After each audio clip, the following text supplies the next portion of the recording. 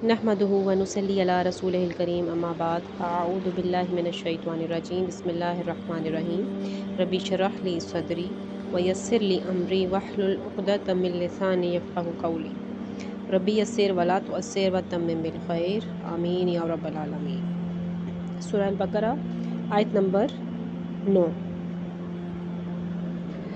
युख़ादिऊन अल्लाह वल्लज़ीना आमनू वमा यख़दऊन इल्ला अनफुसहुम वमा यशऊरून।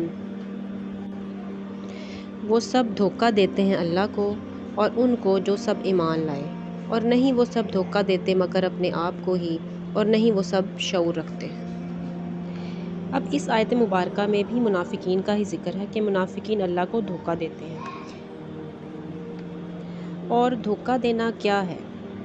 धोखा देना कि किसी के सामने हकीकत को वाज़िया ना किया जाए, यानी एक ऐसा गिरोह जो एक दूसरे को गलत कामों के लिए सपोर्ट भी करता है और फिर इस्लाम का इजहार करता है और उनके दिल में कुफ्र छुपा हुआ है, यानी वो अल्लाह को और ईमान वालों को इस तरह धोखा देते हैं, क्योंकि ईमान वालों को तो वह सच्चे मोमिन ही नज़र आते हैं, हालांकि उनके दिल मोमिन नहीं है।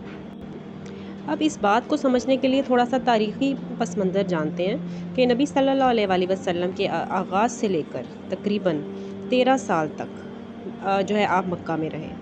फिर मक्का में आप सल्लल्लाहु अलैहि वसल्लम का वास्ता खालिस काफिरों से था, यानी कि अबू जहल, अबू लहब वग़ैरह से, और शदीद मुखालफत करने वाले लोग थे ये। और इसी तरह आप सल्लल्लाहु अलैहि वसल्लम के कुछ साथी थे सच्चे मोमिन मुत्तकी, यानी वहाँ ये तीसरी किस्म नहीं थी, सिर्फ 2 ही गिरोह थे जो सच्चे मोमिन थे या फिर वहाँ पक्के काफिर थे। लेकिन जब आप सल्लल्लाहु अलैहि वसल्लम हिजरत करके मदीना आए और कुछ ही अरसे के बाद जंग बदर हुई, जिसमें मुसलमानों को वाज़िया शानदार कामयाबी नसीब हुई थी और मुसलमानों की हुकूमत मजबूत हो गई थी। चूँकि जंग बदर से मुसलमानों को बहुत सारा माल गनीमत भी हासिल हुआ था और फिर मुसलमानों को अज़मत मिली, शान व शौकत मिली, हुकूमत मिली, तो फिर अब क्या हुआ, कुछ ऐसे लोग थे जिनके दिलों में सिर्फ़ और सिर्फ दुनिया की मोहब्बत थी और फिर इन्हें दुनियावी मफादात की गर्ज थी। उनकी ज़िंदगी मालो दौलत के इर्द गिर्द ही घूमती थी। तो ऐसे लोगों ने सोचा कि अगर मुसलमान ताकत पकड़ गए तो हमें कोई नुकसान ना पहुँचे, तो हम भी क्या करते हैं कि हम इस्लाम का इजहार कर देते हैं, जबकि इनके दिल कुफ्र से भरे हुए थे, यानी वो दिल से इस्लाम को कबूल करना ही नहीं चाहते थे। इस्लाम से, मोहम्मद सल्लल्लाहु अलैहि वसल्लम से, मोमिनीन से इन्हें कोई हमदर्दी नहीं थी, कोई खैर ख्वाही नहीं थी, क्योंकि ये सिर्फ़ और सिर्फ मफाद परस्त लोग थे जिन्हें सिर्फ अपनी दुनियावी फ़ायदों की गर्ज थी। तो इन्होंने देखा कि ईमान लाने में ही फ़ायदा है, तो फिर यहाँ पे एक तीसरा गिरोह मुनाफिकीन का वजूद में आया था। तो यहाँ ऐसे लोगों का जिक्र करके नबी सल्लल्लाहु अलैहि वसल्लम को और ईमान वालों को ख़बरदार किया जा रहा है कि कुछ लोग ऐसे हैं आप ही के अंदर जिन्होंने इस्लाम का लिबादा ओढ़ा हुआ है और अपने आप को मुसलमान कहते हैं, लेकिन वो अल्लाह और ईमान वालों को धोखा दे रहे हैं, फ़रेब कर रहे हैं। और अल्लाह ताला ने सूरह निसा में भी इरशाद फरमाया, इन्नल मुनाफिकीना युखादिऊनल्लाह व हुवा खादिऊहुम, बेशक मुनाफिक लोग अल्लाह से धोखाबाजी कर रहे हैं, हालांकि वो इनको धोखा देने वाला है। यानी मुनाफिकीन की अक्ल मारी जाती है और वो इस बात पर खुश हो रहे थे कि हम अहले ईमान को बेवकूफ़ बना रहे हैं, और वो ये भूल गए हैं कि दरअसल वो अपने आप को ही सबसे ज़्यादा नुकसान में डालने वाले हैं। आयत नंबर 10, फ़ी क़ुलूबिहिम मरदुन फ़ज़ादहुमुल्लाहु मरदा वलहुम अज़ाबुन अलीम बिमा कानू यक्तिबून। उनके दिलों ही में एक बीमारी है तो अल्लाह ने इन्हें बीमारी में और बढ़ा दिया और उनके लिए दर्दनाक अज़ाब है इस वजह से कि वो झूठ बोलते हैं।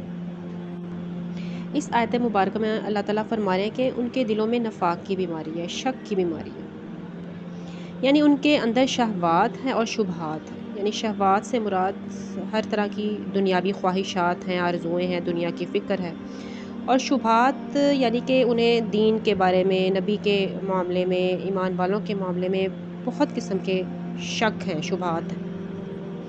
तो जब किसी के दिल में ये 2 बीमारियां पैदा हो जाती हैं तो वो उसके दिल को चाटने लगती हैं। تو ایک طرف تو ان کے لیے دنیا کی محبت ہے اور دوسری طرف دین کے بارے میں شک و شبہات ہیں، تو منافقت تو اسی لیے پیدا ہوتی ہے۔ تو جب انہوں نے ان بیماریوں کا علاج نہیں کیا تو اللہ نے ان کے مرض کو اور بڑھا دیا۔ جب کسی مرض کا علاج نہیں کیا جاتا تو مرض بڑھ جاتا ہے، ٹھیک ہے، یہاں تک کہ وہ لا علاج ہو جاتا ہے اور پھر وہ انسان کو ہلاک کر دیتا ہے، اور ان کا بھی کچھ ایسا ہی حال تھا۔ حالانکہ ان کی اس بیماری کا علاج قرآن و سنت کے علم سے تھا، ایمان والوں کی صحبتوں سے دور ہو سکتا تھا، اور پھر اللہ نے ان کا مرض بڑھا دیا، تو اس وجہ سے ان کے لیے دردناک عذاب ہے۔ اور قرآن مجید کی ایک آیت سے پتہ چلتا ہے کہ منافقین کے لیے سب سے بدترین سزا ہے کہ وہ جہنم کے سب سے نچلے گڑھے میں ہوں گے، ناک عذاب ہوگا، بسبب اس کے کہ یہ لوگ جھوٹ بولتے ہیں، ان کے قول و فعل میں تضاد ہوتا ہے۔ تو اس سے یہ ایک بات پتہ چلتی ہے کہ اگر کوئی اللہ تعالیٰ کے عذاب سے بچنا چاہتا ہے تو اسے جھوٹ چھوڑنا ہوگا، مذاق میں بھی جھوٹ بولنے کی اجازت نہیں ہے، اور جھوٹ کبیرہ گناہوں میں سے ایک ہے، اور یہ جھوٹ ہی انسان کی ہدایت کے راستے میں رکاوٹ ہوتا ہے۔ اللہ تعالیٰ نے سورۃ المؤمنین آیت نمبر 28 میں ارشاد فرمایا، ان اللہ لا یہدی من ہوا مسرف کذاب، اللہ کسی جھوٹے حد سے گزرنے والے کو ہدایت نہیں دیتا۔ آپ صلی اللہ علیہ وآلہ وسلم سے ایک دن پوچھا گیا کہ کیا مومن بزدل ہو سکتا ہے؟ تو آپ صلی اللہ علیہ وآلہ وسلم نے فرمایا ہاں، مومن بزدل ہو سکتا ہے۔ پھر آپ سے پوچھا گیا کہ کیا مومن بخیل ہو سکتا ہے؟ پھر آپ صلی اللہ علیہ وآلہ وسلم نے جواب دیا ہاں، مومن بخیل بھی ہو سکتا ہے۔ اور پھر آپ سے پوچھا گیا کہ کیا مومن جھوٹا ہو سکتا ہے؟ تو آپ صلی اللہ علیہ وآلہ وسلم نے فرمایا کہ نہیں، مومن کبھی جھوٹا نہیں ہو سکتا۔ اور یہاں سے ہمیں پتہ چلتا ہے کہ جھوٹ کتنی بری بیماری ہے جو ہمارے سارے اعمال کو ضائع کر دیتی ہے۔ اگر ہم چاہتے ہیں کہ ہم سچے مومن بنیں تو ہمیں جھوٹ چھوڑنا ہوگا۔ اللہ تعالیٰ ہم سب کو ایمان کی بہترین حالتوں میں رکھے، آمین یا رب العالمین۔ سبحانک اللہم و بحمدک، اشہد ان لا الہ الا انت، استغفرک و اتوب الیک۔